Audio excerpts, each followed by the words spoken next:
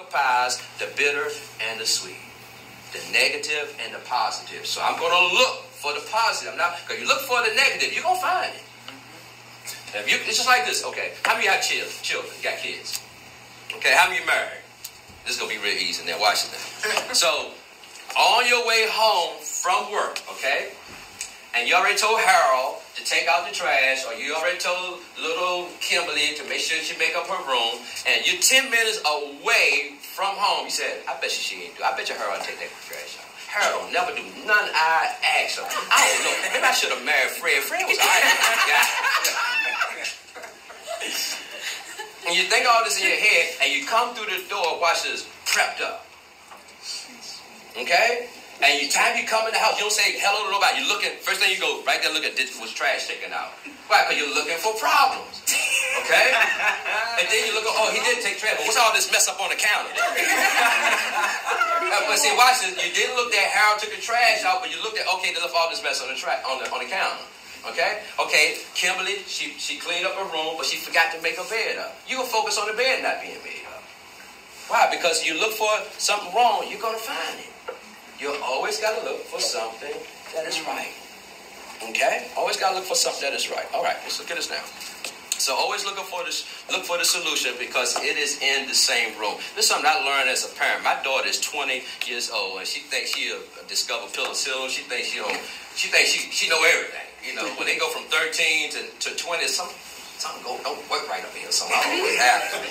And so I had to learn how not just be her dad. I had to learn how to be her coach. So if I'm her coach, I'm not looking just at her weaknesses. I'm looking at her strength, using her strength to build up her weakness and be stronger. And as parents, especially parents, we become so paranoid of our children. You're going to fall. And this and that. Look, all that. No, you're going to ride that bicycle, be good.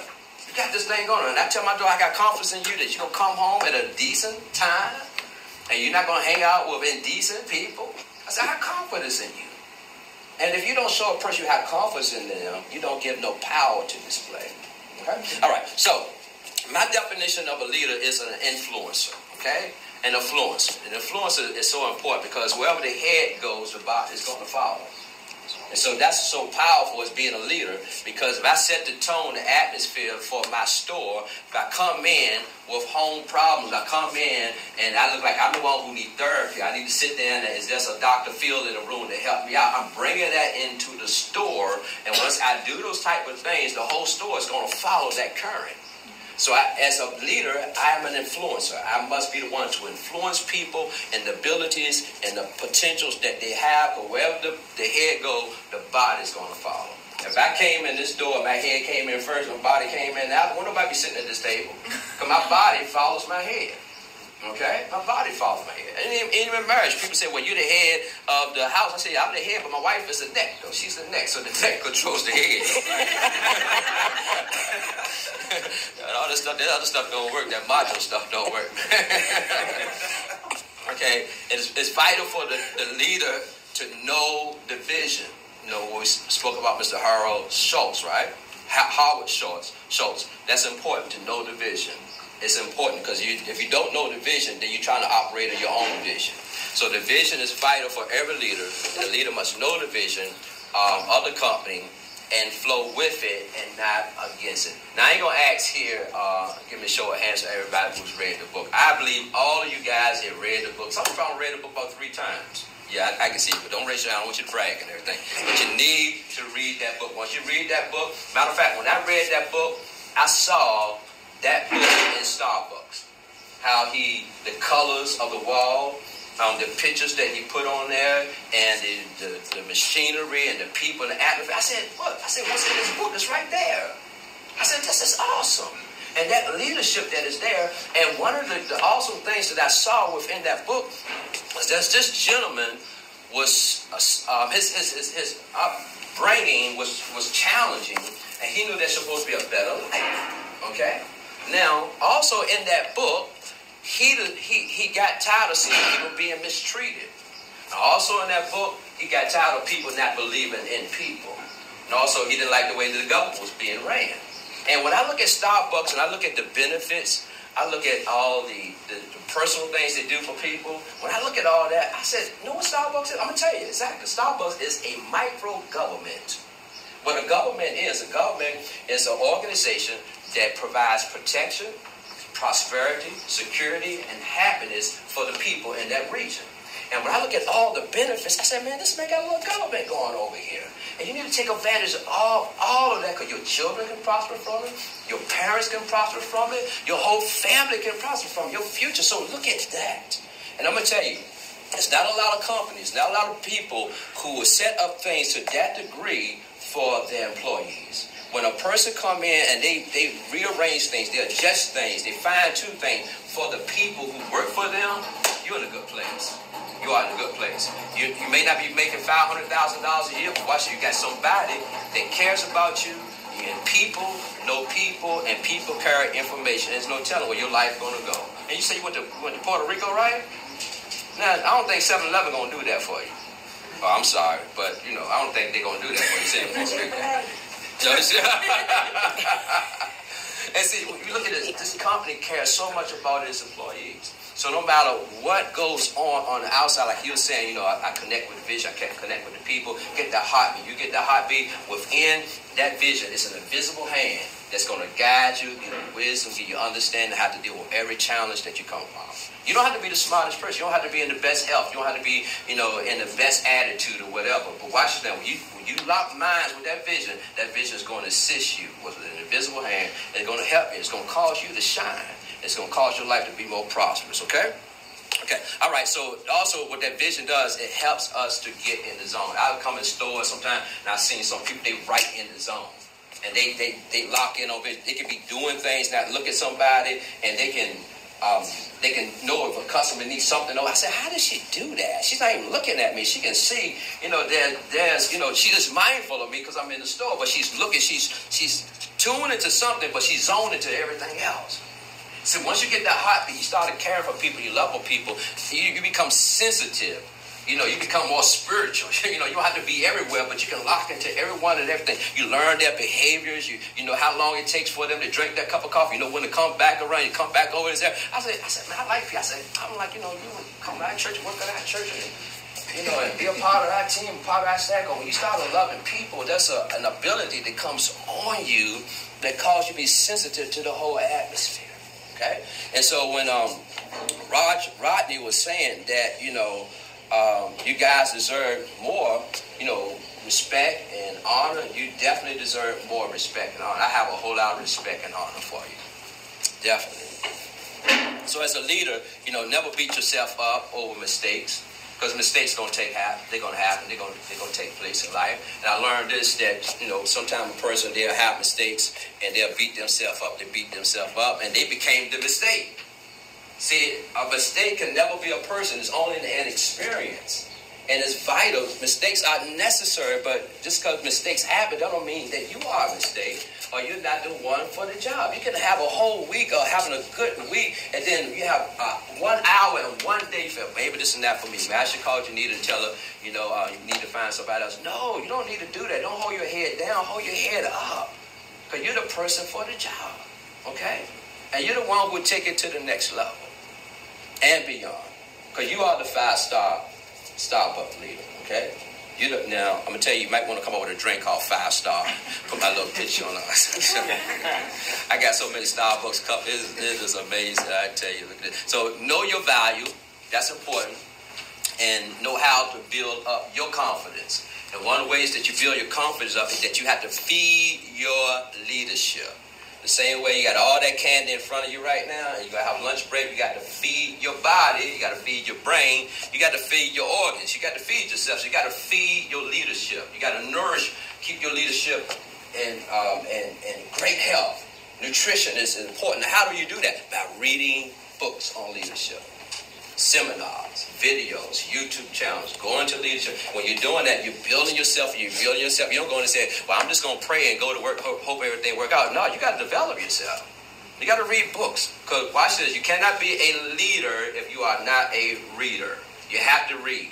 Because leaders are readers and readers are leaders. Read, read, read, read. You read, you lead. The more you read, the better you will lead.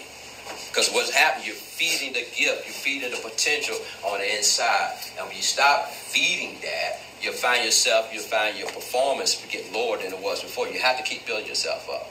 Okay? So feed your leadership. Tell your neighbor, feed your leadership. Feed your leadership. Y'all need a sandwich? I was kind of weak. They said, feed your leadership.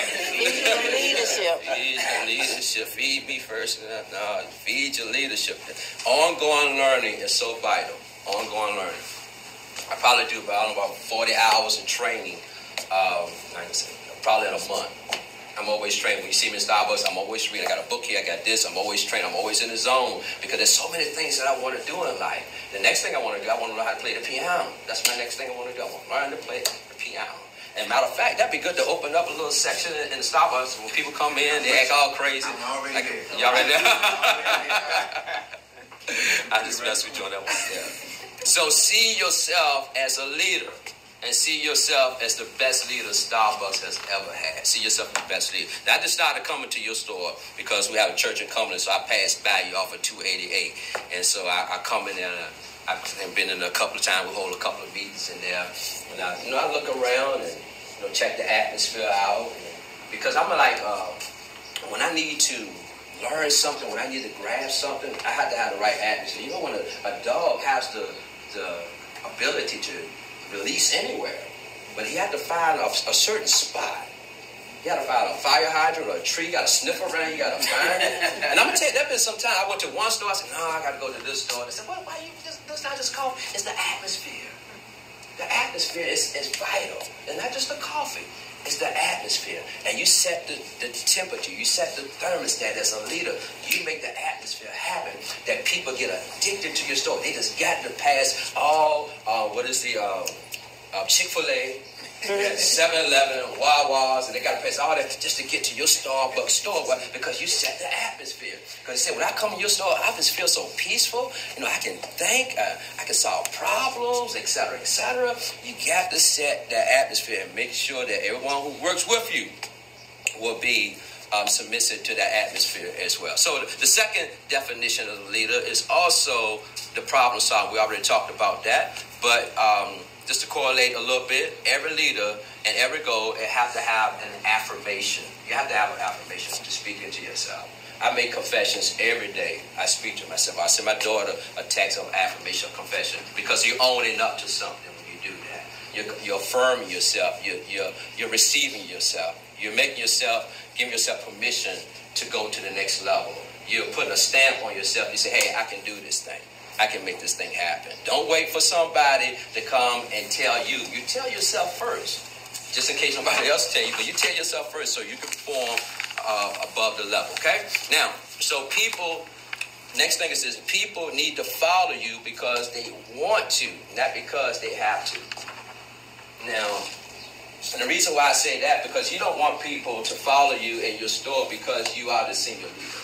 You want them to follow your store because they want to follow you. Because they like you.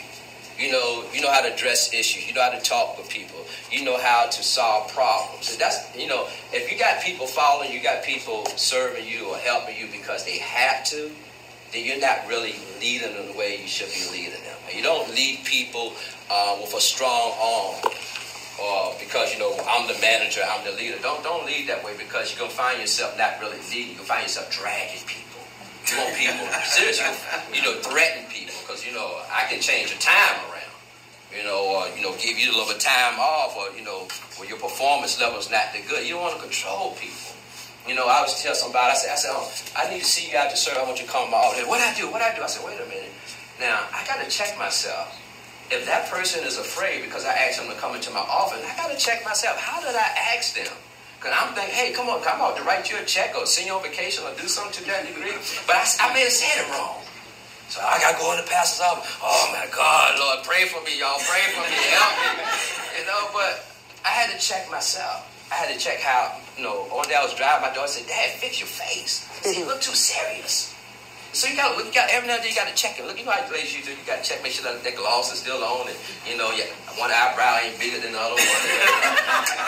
Every now and then you got to go back and check yourself. Because you can get so tuned into your work to the point you're looking like a monster. And so you got to make sure you're still looking happy, you're smiling, okay? and you're relating to people, so you can, those people, they will love to follow you. They love to follow you. That's important. The people will love to follow you. They just tolerate you because you are a person in position. You know, I asked somebody to come into my office. I said, sit down, tell me what you think about this. You know, and the thing I love about that is that even though I may know the answer, I still want to know your thoughts. I want to let you know you're important. You're valuable. Even I don't say, well, just do this, do that. I said, what you think about this? What you think? Make people feel a part of the team when they come in, okay? So people, we don't want people just to tolerate our position. We want people to want to be around us when you walk in the door. They're so happy. So the next thing is learn how to influence the influencer, okay? Now, we know of the royal family. We know we have Prince Charles. And Prince Charles, he was married to Princess Diana. Remember that? Everybody remember that, right? But watch this now. When they got a divorce, now Princess Diana, she didn't have a throne, she didn't have a crown, and she didn't have a royal cabinet. But she was the greatest influencer among them all. She was the greatest influencer without the position. Isn't that amazing? She didn't have none of that. She was almost exiled, but the whole media was paying attention to her all around the world, and they was paying more attention to her than they were at the royal castle because she was an influencer. You got to know how to influence the influencer. You know how to pass your influence through on to other people.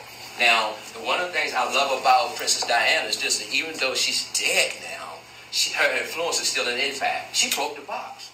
She broke the box because one time before, the royal family was not approachable. They weren't approachable at all.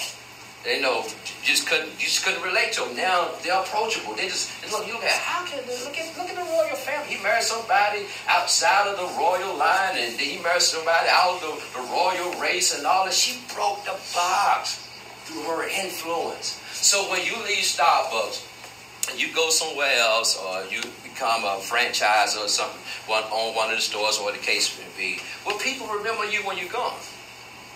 Will your influence still be in place when you leave? Or will they be happy that you left? That's what you look at. You want to look at, am I a good influencer? Or have I influenced other people? Now, this is my second marriage. And I've been married for 24 years. But it's not really how long you've been married. Just know that you're married. I don't even wear a ring. But a ring doesn't protect me. It doesn't make me behave. The reason I can't wear the ring because I'm allergic to certain things, okay? So I don't wear the ring. But that doesn't mean that I don't respect my marriage. Now, in my first marriage, it was kind of rough. I mean, it was not kind of rough. It was rough. It was purity hell. That's what it was. And I had full custody of my son, and I would pick my son up on Sunday mornings for church. And every Sunday morning, my son, mother, and I would get into something. And so I said, this is not good to be doing in this presence. So I'll bring 2 neckties over there to the house. I said, well, I know which necktie is going to go. Because, I know how to line this thing up. This color is going to go with that one. And so I laid those 2 neckties out there. And I pushed the one that I know is going to float with the outfit. I pushed it further. I said, which one of those neckties you think will go good with Irvin's suit? She said, use that one right there. I said, phew. That's a good choice. So I'm glad I asked you. Even though that's the one I was going to choose. But I influenced her, though I was doing because I was controlling the relationship. People that you may have issues and problems with, know how to influence them. Because really, their problem is not you. Their problem is them. The problem is on the inside of them. So you got to know how to reach down on the inside of them and make them feel a part of the team. Because we still had the same child. I couldn't come up with this. Just get us stuff and put it over. You can't get mad and angry because we're still part of the team. Okay, so I had to find a way to get in there to make sure that we're flowing together. And by this, even though I know which necktie is the best, I want you to tell me which one is the best one. Because I want him to wear that one. Don't always be the person in control, but know how to control your influence with other people. Okay, that's all right. Good? Okay. All right, good. Y'all looking at me like, okay. Y'all need some more coffee? All right. Let's look at this now. Now, being touchable and being approachable and understanding how to influence people is vital. Now, one of the countries that I flew to overseas some time ago, they really have a high level of respect for clergy, for pastors. And so I flew all the way to South Africa, and I was in a big service. I was the speaker for the whole entire week. I said, these people, nobody's smiling. Nobody's shaking hands or nothing. I said, man, this they ought to have a little bit more, where's the hospitality? They said, no, but when the man of God comes in, you don't disturb him. You don't shake his hands. You don't ask him any questions because you're gonna interfere with the message and everything. I said, man, what are you talking about? You don't ask him a question. You don't do anything. I said, okay, all right. I said, all right, at least I understand. So after I preach and everything, I said, no, what we're gonna do? We got a second altar call. And this second altar call is this. Everybody in here, I want to shake everybody's hand. And we shook hands. We took selfies and everything. Well, I mean, that was longer than the service itself. And people want to take 2 pictures. Take a picture with my daughter. Take a picture with her. I was relating with the people. I was connecting with them. Because even though I preached to you, you're just respecting what I said. But you and I don't have a relationship. And so we're in this thing together, so you got to know how to flow with people and influence people's lives. Sometimes you have to break the box. I'm going to say break protocol, but break the box. Come outside of yourself and be free and connect with people. Connect with them more. What you say your name was? Okay. Yeah, I remember your name. I got you. Connect more with people when they come in, okay? Those people you like, because we all going to flow together. Because, it don't take one person to tell 10 people that's a terrible story. It don't take 10 people to tell 100 people that's a terrible story. So you want to make sure that one person that comes in your contact, you want to let them tell 10 people that's an awesome story. And those 10 people tell 100 people that's an awesome story. Because you're focusing on that one individual, okay? Every now and then I got to say amen. If I don't, it's going to hurt on the side. Amen. Thank you. All right. So you knowing those who you labor among and acknowledge their value. Okay, always acknowledge their value. That's what I was doing with my son's mother. Time I was acknowledging her value because she was still his mother. So I acknowledged her value. I wasn't using my leverage against her because I had full custody. No, you still are important. You still his mother. Matter of fact, he lives there with them now in that same state in Alabama. They're doing awesome. They are doing a great job there. Okay, so know how to use your influence on others on your team and know how to challenge yourself through them. Know how to challenge yourself through them. We talk about setting the thermostat to control the environment, because you can either be the sun or you can be a dark cloud when you come into your store. Okay? So you don't want to be the one who's, everybody having a great day, then when the balls show up, then the sun stops shining. You want to be the one to bring more light.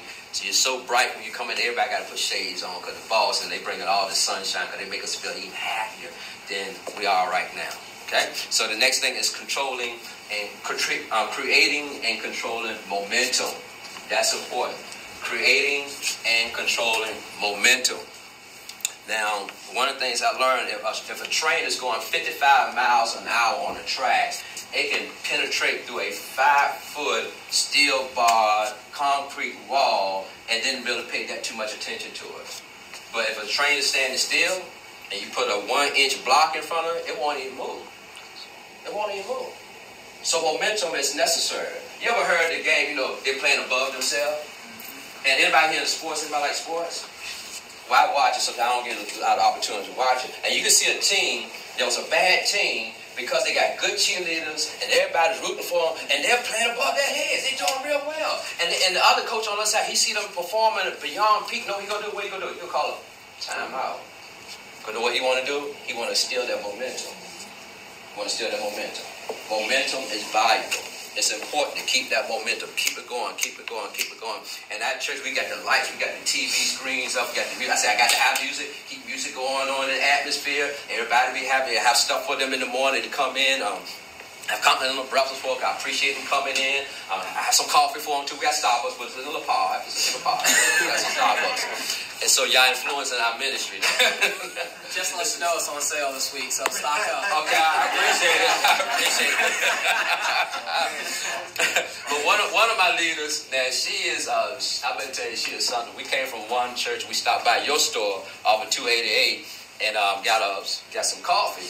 And as we're heading to Chesterfield, she said, Pastor, another stop. Let's go back and get another hit. I said, no, it's not. No, don't call it a hit. It's called a shot. I said, don't go get on me. I said, oh, whatever. I'll create an addict, man. But the whole store knows, our whole ministry knows about Starbucks. But we have to have the momentum. the songs got to be, exhilarating. And people, everybody lift up your hands, everybody clap, people dancing and out, people happy. You're free in that church to dance. You're free in that church to do, to come in as you are. You're free in that. You don't have to wear a suit. If I knew about me, I wouldn't have worn a suit today. I would just, but I got another, it looks okay. Okay, thank you. All right, so I'm glad I wore that, right? But so the atmosphere have to always be right. And before I come on the stage, if the atmosphere is not right, I say, come on, y'all, clap those hands. Come on, what I'm doing? I'm creating momentum, or I'm taking momentum to the next level. Because once you get that momentum, boy, you step into a new zone, and great things happen when you have that momentum. Okay? Now the next thing is don't lead just from your position, but lead from relationship. Relationship is another attribute of leadership. Relate to people. They trying to fix that espresso. I don't know all your names of your drinks and everything. They trying to fix that espresso. Remind them, talk to them about the day when you messed up, your shot on the thing. You got the thing clogged up, or you burnt your finger, or you had too much or something. Share something. Don't put them under they're on a test. You got to do it right. Just say, let them be free. Let them be free. I was taking I had a motorcycle. I still got my motorcycle license. I just don't have a motorcycle anymore. But when we was taking the test, one of the things I learned is that you can either have fun with it, or you can just you're taking the test. I got to do this. And if you're doing all these different things, you'll find yourself you find it hard to pass the test. So I did it as this recreational. I'm just going to chill out. And I put my hammer on and everything. I look like the Ant-Man, like an action figure. I come out there. I just get on the bike. I just had a good time. I just relaxed as though I already had a license. I just enjoyed it. I sailed right on through it, and I passed the test. So when things get challenging, just relax. Have fun with it. When you're on a plane, if I'm traveling somewhere and the turbulence kick in, I'm going to fasten my seatbelt. I'm going to let that turbulence rock me to sleep. I don't keep looking out the window all the time and turn around, geeking, looking at everybody, seeing everybody. I'm just going to relax. And once I relax, what I'm saying, when things get bumpy, just enjoy the ride.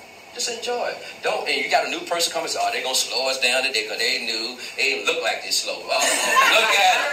Why did you need to send this, whoever this person, a real person, or they're an alien?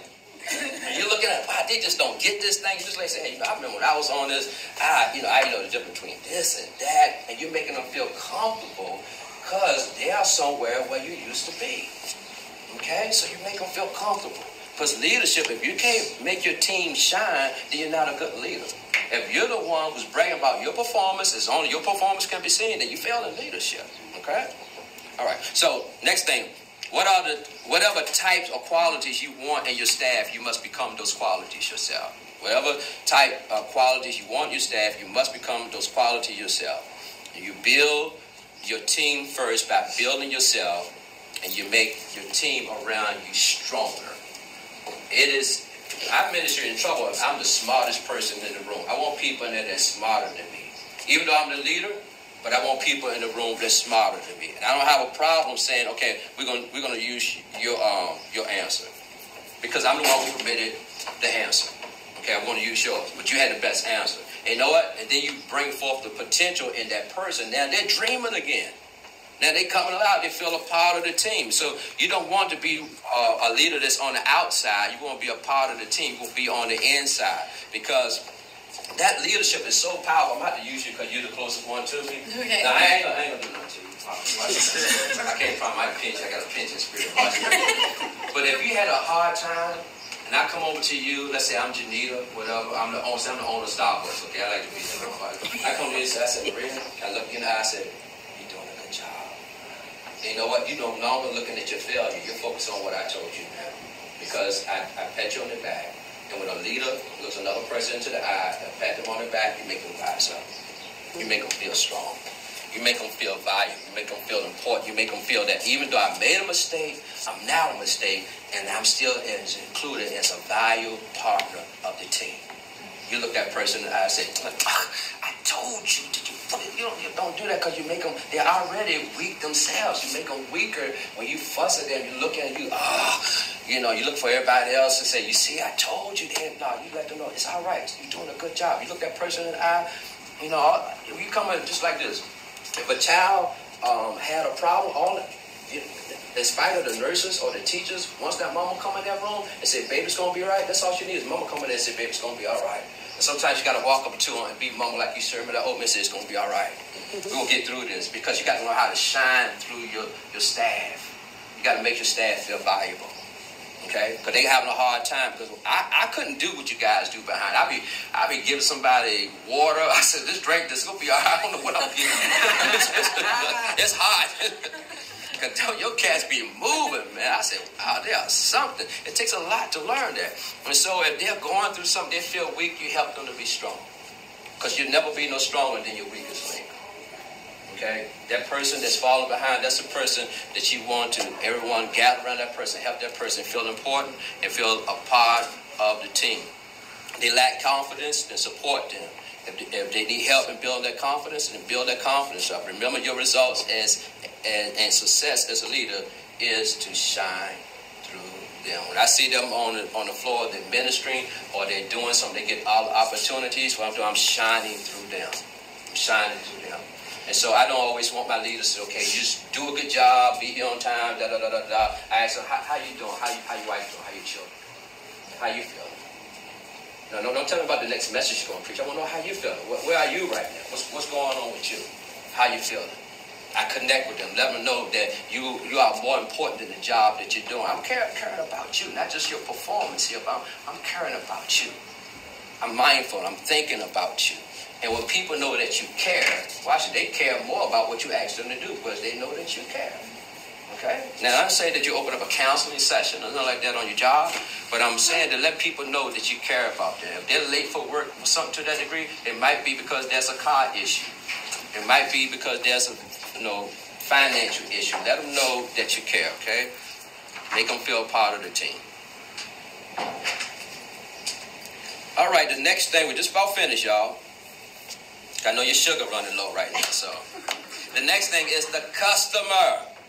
Now, the customer can always be controlled with the law of kindness. But kindness is a law. Kindness is not kindness. It is authority. And you always can control the customer. You always can overtake the customer with kindness. You know, a long time ago, somebody said a long time ago. Say a very long time ago. A very long time ago. This guy, thank you for this guy on my job got me mad. I was gonna beat him up. I said, I'm gonna beat your yesterday. You going down there. He got me so mad. You know what he said? He said, you ain't gonna fight me. He said, because I love you, man. I said, I'm going to tear your butt up today. He said, no, man. He said, because I love you, man. He said, you my best friend. I said, best friend? I said, I'm going to punch in your face. You don't got on my nerve. He said, man, but I love you, man. You know you ain't going to do it. My middle name is Louis. He called me Louis. He said, you ain't going to do that, Louis. He said, Louis, you're a nice guy. You know what? That dude melted me down. He got me, man. I mean, he got me to the point.